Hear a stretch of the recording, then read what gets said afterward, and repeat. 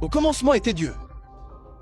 Vous êtes d'accord, mais ce n'est pas ce que disent les Écritures. Au commencement était la parole. Pourquoi ne commence-t-elle pas par Dieu? Si vous voulez ramener cela aux composants de base et à l'ethnologie des mots, aux éléments constitutifs, à la syntaxe, à la sémantique des phrases et des mots, nous le résumons et il est dit qu'au commencement était la parole.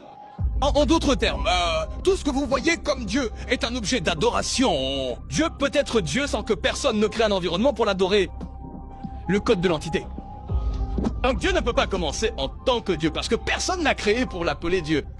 Il doit donc commencer en tant que volume de mots, parce que l'information fait la personne, c'est pourquoi vous avez l'acide dioxynucléique, parce que vous êtes des livres qui marquent des informations qui marchent. Frère, l'univers de Chicago réalise que tout notre ADN, nous n'en utilisons que moins de 10%. Wesh. Imaginez si nous entrions dans les 11%. Et qu'a-t-il dit? Il a réalisé que ce qu'il appelle l'ADN poubelle n'est pas de l'ADN poubelle.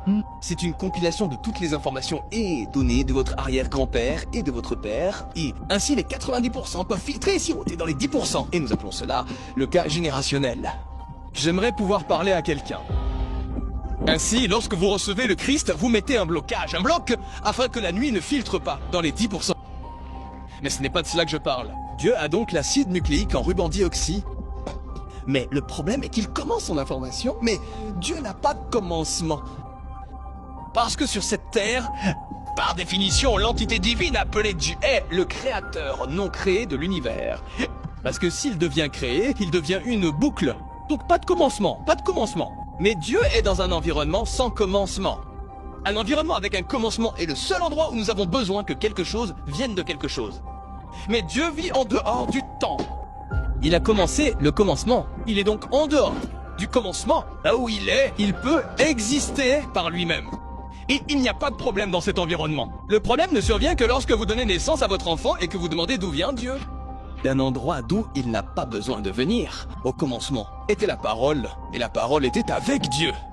Donc ce qui commence, c'est l'information. La parole.